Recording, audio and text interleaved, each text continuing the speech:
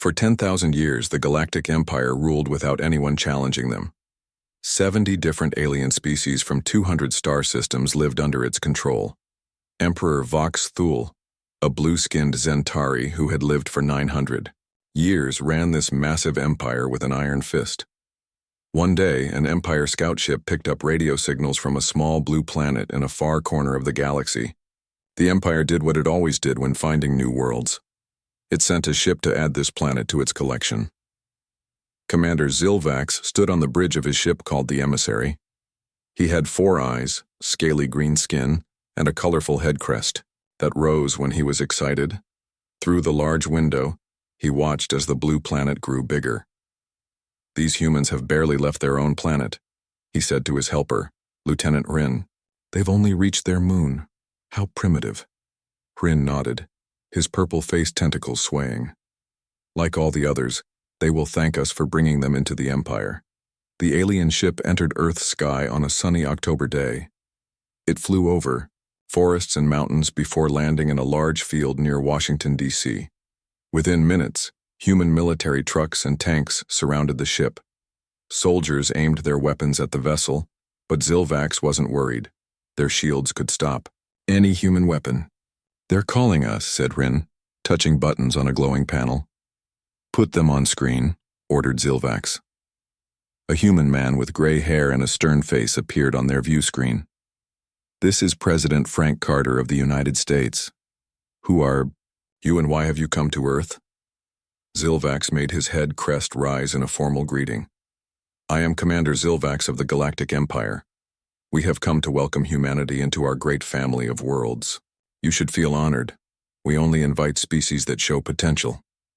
President Carter frowned slightly. "While we appreciate your visit, Commander, Earth isn't looking to join any empire right now. We would prefer to establish friendly relations as equals." Zilvax blinked all 4 eyes rapidly. In 10,000 years, no one had ever said no to the Empire.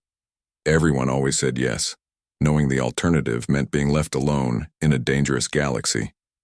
"President Carter, you misunderstand," Zilvax said. "This is not a request. The Empire has decided to bring Earth into our protection. The process has already been scheduled." The human's face grew hard. "Then you misunderstand, Commander. Earth belongs to humans. We make our own choices." At that moment, the ship's warning lights began flashing red. "Commander," shouted a crew member, "the humans are launching missiles at us from multiple locations." Lieutenant Hreen laughed. "Let them try. Their simple weapons cannot harm our advanced shields." But when the missiles hit the ship, something shocking happened. The entire vessel shook violently. Alarms screamed throughout the ship. Crew members fell to the floor. Smoke poured from damaged equipment. "Impossible," gasped Zilvax, grabbing his control panel to stay standing. "How can this be? Their weapons should be useless against us." "Commander," Lieutenant Hreen's voice trembled. "These humans, they're using science we've never seen before. Their missiles contain elements our sensors didn't recognize." As emergency lights flashed and crew members rushed to repair the damage, Zilvax stared at the human on the screen. President Carter's voice remained calm. "This is our answer to your invitation, Commander. Leave our planet now, or our next message will be much clearer." The emissary quickly lifted off, limping into space with damaged engines and failing systems. As they fled Earth's orbit, Zilvax knew the Empire had made a terrible mistake. 3 days later, in the Grand Palace on the Empire's homeworld, Emperor Vox Thule watched the recorded message from the damaged ship. His skin, normally bright blue, turned pale as he listened to Zilvax describe what happened. "They hurt our ship," Zilvax reported. "Their weapons used principles we've never encountered, and they refused to join the Empire. They actually fought back." The Emperor's advisors murmured nervously around the throne room. This had never happened before. "Send a bigger fleet," suggested one advisor. "Show them our true power." "Wait," said another. "If they can damage one ship, they might hurt others. We should study them first." Emperor Vox Thule raised his hand for silence. For the first time in his 900-year life, he felt something new, a cold chill of fear. "These humans," he said quietly, are different from all other species. We've found. They don't bow to greater power, they fight back, and somehow they can hurt us. The Emperor stood, his royal robes flowing around him. Prepare our warships, we must deal with this human problem before it spreads. No species has ever defied the Empire and lived to tell about it.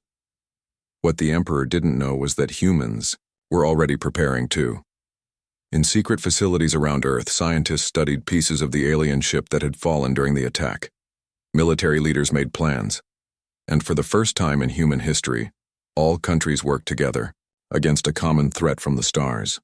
The first battle was over, but the war between humanity and the Galactic Empire had just begun. 3 months passed since the alien ship left Earth's skies. During that time, the whole world changed. Countries that once fought each other now work together. A new group called the Earth Defense Council formed with the best military leaders and scientists from around the globe. Admiral Alan Jackson stood before this council in their underground base beneath the Rocky Mountains. His face looked serious as he pointed to a large screen showing space around Earth. Based on what we learned from the alien ship's damaged parts, the Empire is getting ready to attack, he said. They don't like that we said no to them. Secretary of Defense Diane Powell leaned forward in her chair. How strong are they? What weapons do they have? Jackson touched a button and a 3D image of an alien warship appeared floating above the table. Their ships can travel faster than light, which is far beyond what we can do. Their energy systems are very advanced. He pointed to different parts of the ship model. But they have weaknesses. Their shields work great against energy weapons, like lasers, but our missiles and bombs can break through, and they haven't fought a real war in thousands of years. They've gotten soft. General Olivia Martinez nodded. So they're used to bullying planets that can't fight back. Exactly, said Jackson. We're the first to punch them in the nose, and they don't know how to handle it. President Frank Carter, who had been listening quietly, finally spoke. Dr. Susan Miller, how is our special project coming along? A woman with short gray hair stood up. She ran the new alien technology division that studied the pieces from the damaged alien ship. Very well, Mr. President. By taking apart and studying the alien tech, we've made huge breakthroughs. Our new ships are already being built in secret bases on the moon and under the oceans. They won't match Empire technology completely, but they have our own special advantages. What kind of advantages? Asked Carter. Dr. Miller smiled. Their ships are big and flashy, built to scare people into giving up. Our ships are built for one thing only, to hit hard and where it hurts most. The meeting lasted for hours as they finalized Earth's defense plan. As they finished, President Carter made one final statement. This isn't a war we asked for, he said firmly. But it's one we must win. Humanity will not bow to tyrants, even if they come from the stars. 2 weeks later, space around Mars suddenly filled with light as 27 massive Empire warships appeared. They formed a perfect line, their golden hulls gleaming in the sunlight. Each ship was 5 times larger than the biggest aircraft carrier on Earth. The message from the Empire Fleet Commander came through on all radio and TV channels across Earth. Humans of Earth, your attack on our peaceful ship was an act of war against the Galactic Empire. Surrender now for processing and integration, or face destruction. Earth's answer came not in words, but in action. From hidden bases on the Moon, on Mars, and from Earth itself, 300 smaller vessels launched into space. They were Earth's first true warships, sleek, black, and built for speed. The military called them wasps because they were small but had a nasty sting. High Admiral Krelzor of the Empire Fleet watched with surprise as the human ships approached. They didn't fly in neat formations like proper military vessels. Instead, they moved in unpredictable patterns, constantly changing direction. What are they doing? He asked, his tentacles waving in confusion. Where is their command ship? Where is their battle formation? His officer looked equally confused. High Admiral, they're not following any normal battle plan. There's no central command ship for us to target. When the first Empire cruiser exploded, Krelzor couldn't believe his eyes. Somehow the humans had found the weakest points in their shields, the small gaps that existed where energy fields overlapped. Before he could give new orders, 3 more Empire ships lost power, and drifted helplessly in space. Impossible, Krelzor whispered, as the humans performed flying moves that should have killed the pilots with the extreme forces involved. Empire pilots would never survive such maneuvers, but the humans weren't dying.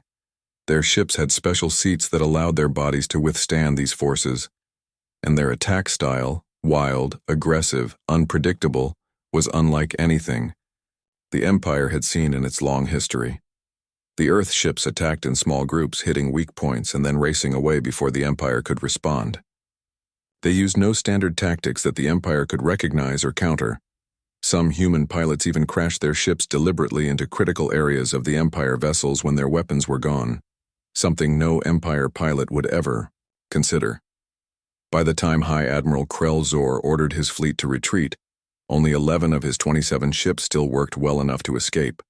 As they limped back toward Empire space, he wrote a message he hated to send to Emperor Vox Thul. The humans fight like no other species we have encountered. They don't follow rules or patterns.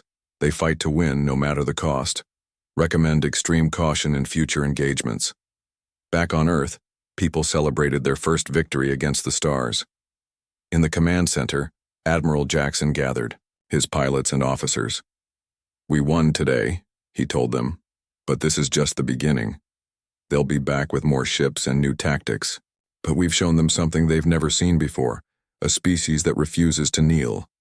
One young pilot raised her hand. "What happens next, Admiral?" Jackson's face turned serious. "We don't wait for them to attack again. We take the fight to them." The room fell silent as maps of nearby star systems appeared on the big screen. "The Empire thinks space belongs to them," Jackson continued. "It's time we showed them that humans can reach beyond our own world. Project Starhammer begins now." On screens around the room, images appeared showing hundreds more ships under construction in secret facilities. But these weren't just defensive vessels. These were built to carry the war into Empire territory. The human counterattack was about to begin. The Grand Palace of Emperor Vox Thul glittered with golden light. Tall pillars reached toward a ceiling painted with stars. On the walls hung the flags of all 70 species that belonged to the Empire. But today, the beautiful room felt tense and fearful. Emperor Vox Thul sat on his throne, his blue skin patterns glowing dimly with anger. Around him stood his top advisors and military leaders, none wanting to be the one to give more bad news. "Tell me again," the Emperor said in a low, dangerous voice. "How have these humans managed to push our forces back in just 8 months? Grand Strategist Uri Kel stepped forward nervously. His tentacles twisted together as he spoke. "Your Magnificence, the situation is unlike anything in Empire history. The humans have not only defended their solar system, but have now taken 7 nearby star systems. They've built bases and cut off important Empire supply routes." The Emperor's skin flashed brighter with rage. "How?" "They were trapped on one planet when we found them." Fleet Admiral Draz, an old veteran with gray scales, cleared his throat. "The humans learn at an amazing speed, Your Magnificence. They've taken our technology from damaged ships, improved it, and are using it in ways we never thought of. Their progress is faster than any species we've ever seen." "And their fighting style?" the Emperor demanded. Strategic analyst Preltav activated a hologram in the center of the room. It showed a space battle with Empire ships in neat, orderly formations. Then swarms of smaller human ships attacked from multiple directions. "Watch, Your Magnificence," said Preltav. "Where our ships fight in traditional patterns to maximize shield coverage, the humans attack like wild animals." The hologram showed human ships targeting specific weak points on Empire vessels. Some human ships even deliberately crashed into Empire ships when their weapons were used up. "They fight without honor," Preltav continued. "They don't care about losses. They only care about winning." The Emperor rose from his throne, his 10-foot-tall body shaking with anger. "I want them stopped, whatever it takes." Intelligence Director Kinvex stepped forward hesitantly. His 4 eyes blinked rapidly, a sign of extreme nervousness. "There's something else, Your Magnificence, something worse." "What could be worse?" growled the Emperor. "The humans have been talking directly to planets in the Empire. They're offering alliances, military help, and protection from Empire punishment. Several worlds on our borders are thinking about joining them. The room fell completely silent. In all the Empire's history, no member world had ever considered leaving. The idea was unthinkable. Which worlds? The Emperor asked, his voice deadly quiet. The Tellarites, the Vorn Confederacy, and... Jinvex hesitated. Speak. The Southern Centauri systems, your magnificence. Your own people. The Emperor's skin flashed so brightly that everyone had to shield their eyes. His own species. Considering alliance with the humans. This was beyond betrayal. This ends now, the Emperor roared. I am sending the Grand Imperial Fleet. Every warship we have. Every soldier. These humans will be crushed before they poison more worlds with their chaos. As the War Council rushed away to prepare the fleet, one person stayed behind. Imperial historian Javril approached the throne carefully. Your Magnificence, may I speak honestly? The Emperor nodded, still trembling with rage. I have studied the humans carefully, their history, their stories, their thinking. There is something important you should understand about them. The historian's voice was serious. For every other species in the Empire, war has been ceremonial, limited, a way to show who's strongest without destroying everything. But for humans, war has been about survival. What do you mean? Asked the Emperor. Humans have nearly wiped themselves out many times fighting each other, not for food or land, but for ideas and beliefs. The historian looked deeply troubled. When other species reached the point where they might destroy themselves through war, they stopped fighting and chose peace. Humans found another way. They made war into a science. They never stopped being warriors, they just got better at it. The Emperor stared at the galactic map, where human territory showed as a red stain spreading through his perfect empire. Then we must destroy them completely, he said finally, for the good of all civilized worlds. The historian bowed deeply, but as he turned to leave, he whispered to himself, I fear they might say the same about us. On the human ship Defiance orbiting a newly captured star system, Admiral Jackson got the news from his intelligence officers. The Emperor is sending the Grand Imperial Fleet, said Colonel Joe Harris, head of Special Forces. Every ship they have is nearly a third of their total military, all coming straight for us. Admiral Jackson didn't look worried. Instead, he smiled. Then it's time for Phase 3. Tell all ships to prepare for Operation Hornet's Nest. Yes, sir. Colonel Harris hesitated. Some of our new allies are getting nervous. They're worried the Empire might be too strong after all. Tell them not to worry, Jackson said. The Empire thinks in straight lines, big fleets, direct attacks, overwhelming force. But we've learned something in our long history of fighting each other. What's that, sir? Sometimes the strongest enemy can be defeated not by fighting their strength head-on, but by making that strength work against them. Jackson pointed to a map showing the location of the approaching Empire fleet. They're putting everything into one massive punch. When that punch hits empty air, they'll fall forward, right into our counterattack.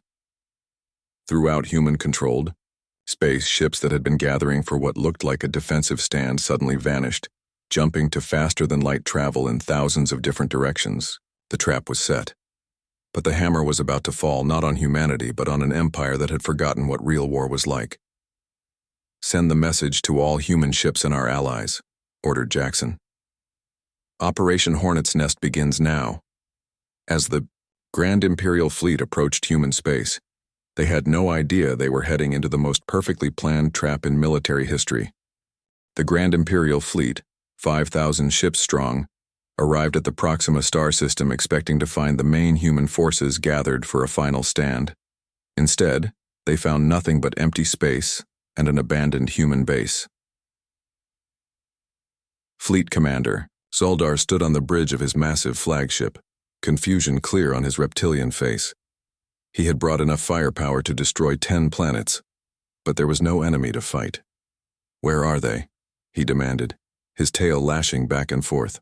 Our spies reported their main fleet was gathering here. His officers scrambled to find answers, checking sensors and sending scout ships in all directions. Then the emergency messages started flooding in from across Empire space. Commander, we're getting distress calls from the Vega shipyards. The Command center on Orion Prime is under attack. The fuel depots in the Cygnus sector are reporting massive explosions. All across the Empire, coordinated human strikes hit key military facilities, shipyards, and command centers, not just on the outer worlds but deep inside the Empire's most secure areas. Somehow the humans knew the locations of secret bases and critical supply depots that were supposed to be known only to top Empire officials. On Centauri Prime, the Empire's capital world, Emperor Voxthul received the terrible news with growing horror. Someone had betrayed the Empire's deepest secrets. The Tellarites, he snarled, pounding his fist on his throne. The Vorn Confederacy, my own southern systems, they've been giving information to the humans. Intelligence Director Chinvex looked even more worried than before.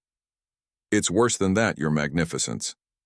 11 member species have officially announced they're leaving the Empire.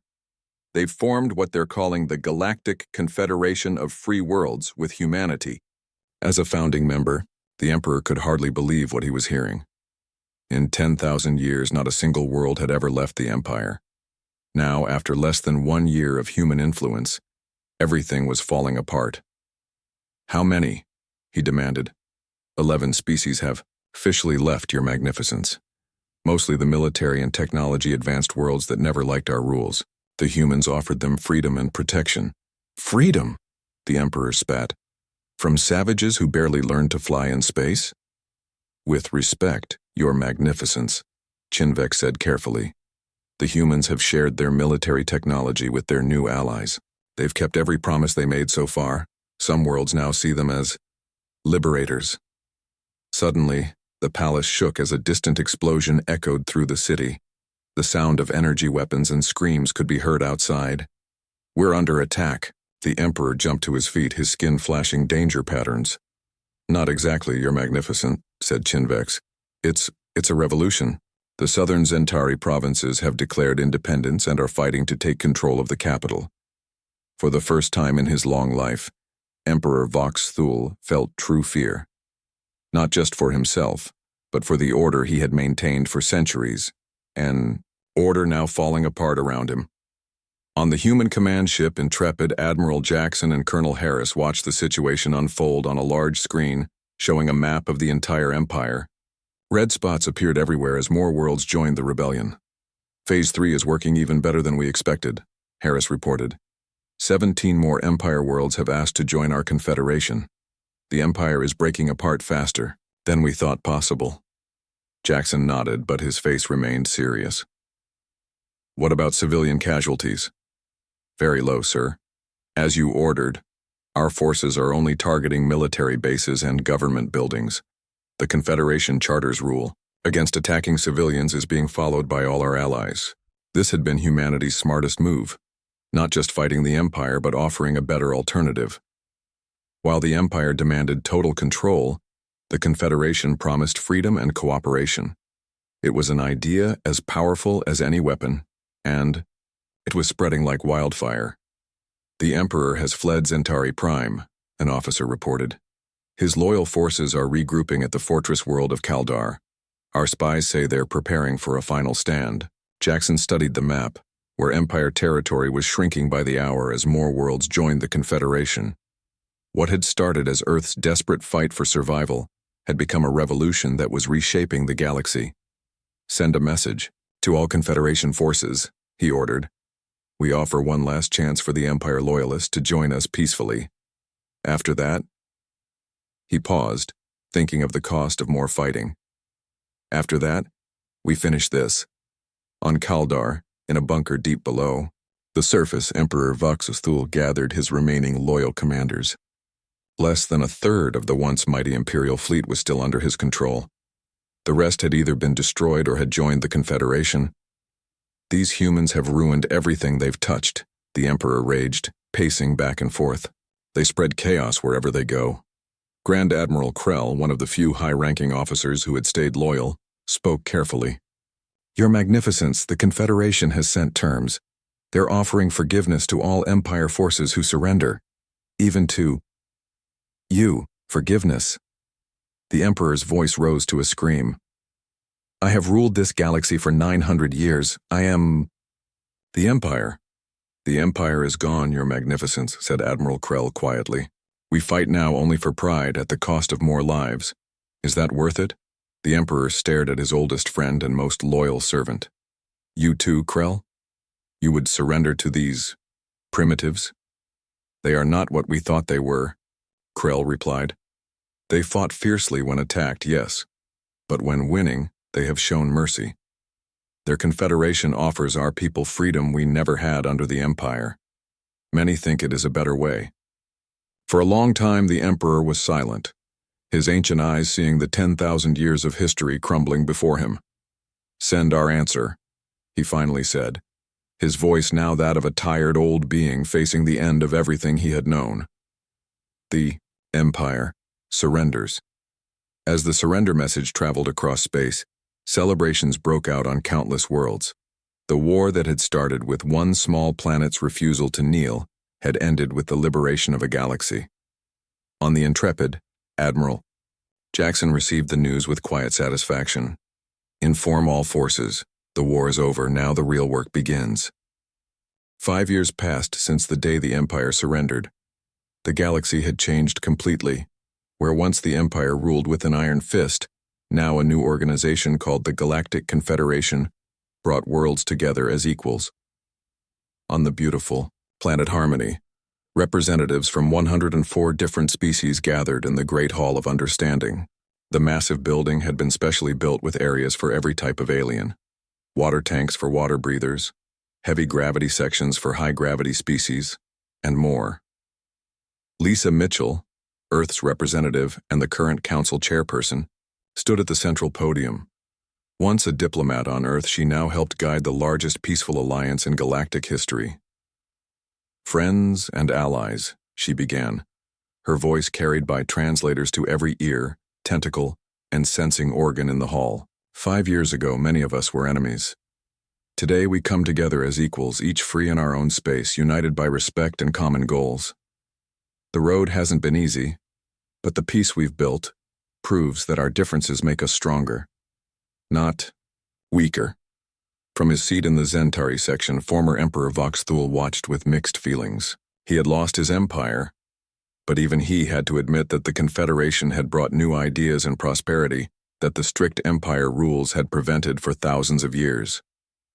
The humans, he said quietly to his assistant, are still a mystery. To me, they fought like wild animals when threatened, yet showed unexpected wisdom when they won. I thought they would just replace us as the new rulers. Instead, his assistant replied, they insisted on equal voice for all worlds, even limiting their own power. It goes against everything we believed about how power works. Perhaps, the former emperor said thoughtfully, that is why they succeeded where we failed. We never understood the strength that comes from willing cooperation instead of forced obedience. On the central platform, Chairperson Mitchell continued, today we vote on 2 important proposals, expanding the Confederation Science Exchange and creating the Mutual Defense Agreement. These plans represent our next steps forward together. Both proposals passed with strong support. Species that had been enemies for centuries now work together on scientific research and security. The humans' unique approach to diplomacy, mixing high ideals with practical solutions, had turned former enemies into partners across the galaxy.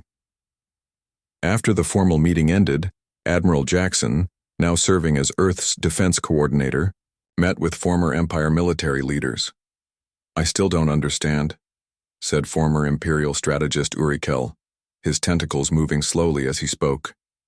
You had us beaten. Throughout history, winners force their will on losers. Yet your confederation gives equal voice to former enemies. Jackson smiled slightly. Earth's history taught us the problem with harsh peace terms. After our world wars, we learned that lasting peace only comes when former enemies help build the new system and have a stake in its success. We didn't want to rule the galaxy. We just wanted to live in it as free people. Yet you were willing to fight with such intensity, the Zentari military historian Javril noted. That's the human puzzle, Jackson admitted. We fight fiercely, when we must, but our greatest wish is to make fighting unnecessary. In your 10,000 years of imperial rule, you forgot what real war was.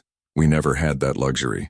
Later that evening, at a reception in the Harmony Gardens, Chairperson Mitchell found herself talking with the former emperor. "I've been reading human history," Voxathul said. "Amazing how a species that nearly destroyed itself multiple times could eventually create a model for cooperation between different species." Mitchell nodded.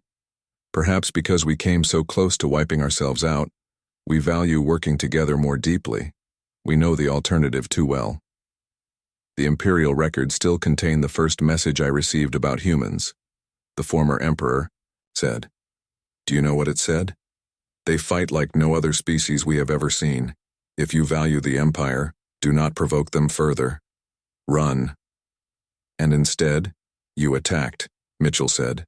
"A mistake born from 10,000 years of unchallenged power," Voxthul admitted. "We couldn't imagine any force able to challenge the empire. We couldn't even think about losing." "And now?" Mitchell asked. The former emperor looked across the garden, where representatives of dozens of species, many who had been bitter enemies under imperial rule, now talked freely as equals. "Now I wonder if perhaps we didn't lose, but were rather freed from our own limits." He turned his ancient eyes to the human chairperson. "Your species scared us, Chairperson Mitchell. You still do in some ways. But you have also shown us possibilities we never imagined." As the celebration continued into the night, news arrived from the Confederation's deep space explorers. They had found a previously unknown civilization beyond the former imperial borders. In the past, such news would have launched an imperial takeover plan. Now it prompted a careful discussion among the full Confederation Council. Admiral Jackson was appointed to the First Contact Committee, along with representatives from 6 other species, including the Zentari. "The question," said the Talarian delegate, "is who should lead this diplomatic mission to the new civilization?" All eyes turned to the human admiral, whose species had so recently been the newcomers, the outsiders, the ones who had shaken the galaxy to its core. Jackson smiled. "I believe," he said, "that we have a chance to show the true strength of the Confederation. Not through military power, but by sending a team that represents our diversity and unity. Not to force our will, but to offer friendship, while making it clear that we know how to defend ourselves if necessary." As the committee finished its plans, Jackson found himself thinking about humanity's short but transformative role in galactic affairs. They had entered the stars fighting for survival, had fought a war that toppled an empire, and had helped build something new from the ruins. Now they faced perhaps their greatest challenge, not conquest, not survival, but the patient work of building a peace that respected both unity and diversity across the stars. It was a challenge perfectly suited to the human paradox. Fierce in war, creative in peace, always adapting, always evolving. The galaxy would never be the same. And perhaps, Jackson thought as he looked at the stars through Harmony's crystal dome, that was exactly as it should be. On a small ship leaving Harmony that night, a young human diplomat named Sam Carter prepared for his first mission. His destination was a newly joining world that had broken away from the Empire's remains. "Are you nervous?" asked his Zentari partner. Sam smiled. "A little, but excited too. 5 years ago, our peoples were trying to destroy each other. Now we're working together to build something better. If that's not worth being excited about, I don't know what is." As their ship jumped to faster-than-light speed, the stars stretched into lines of light. The future, unknown, challenging, but full of promise, awaited the end.